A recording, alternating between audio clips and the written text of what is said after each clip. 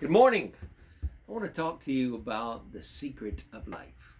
I know that sounds overly heavy, but it's true. Jesus gave us something that seems to be contradictory. They call it a paradox, a seeming lie or a seeming falsehood, but yet it's true. Here's what he said. He said in Matthew 16:25, "For whoever desires to save his life will lose it.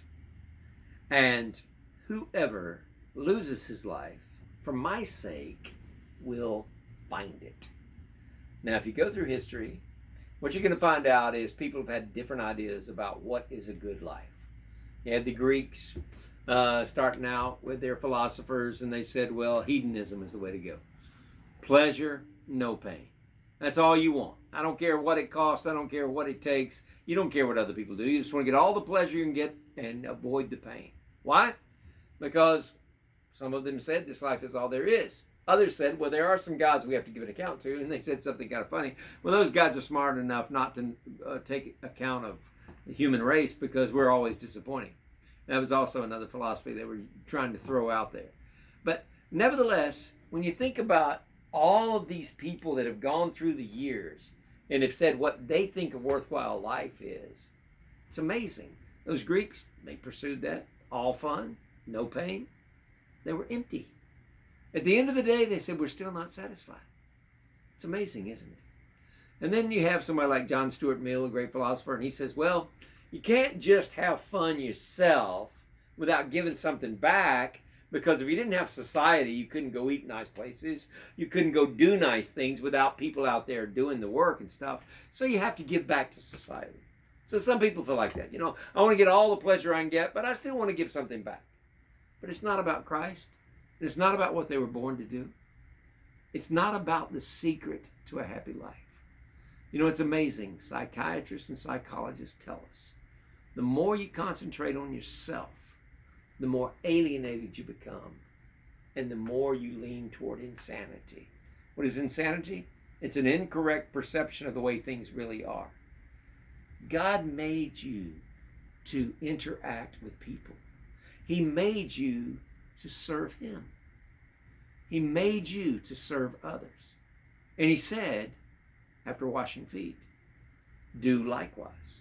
And what was He saying? I don't have any boundaries about what I'm willing to do. Love the Lord your God with all your heart, soul, mind, and strength, and your neighbor as yourself. In other words, if you really practice that, you want as good for them as you want for yourself. You're thinking about them as much as you are yourself.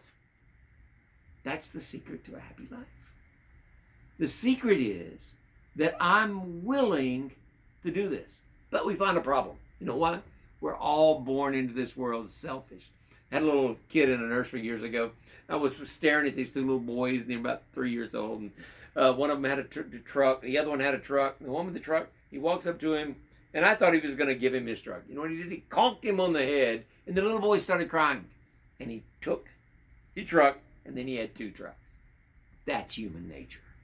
Human nature is I want for myself, self-seeking, self-concerned, selfish all the way around. But God breaks that. He breaks that brokenness and makes us whole in Christ. We're able to serve other people. I had a lady come to me years and years ago. She said, I'm married to a doctor. I'm miserable. I want to divorce him. He just doesn't notice me. I'm just a fly on the wall, all this kind of stuff. I said, have you tried serving him? She said, what do you mean serving him? We don't need to serve. I've got a maid. I've got all this stuff. No, I said, have you tried every day to think about what his real needs are and to do your best to be a vehicle for Christ?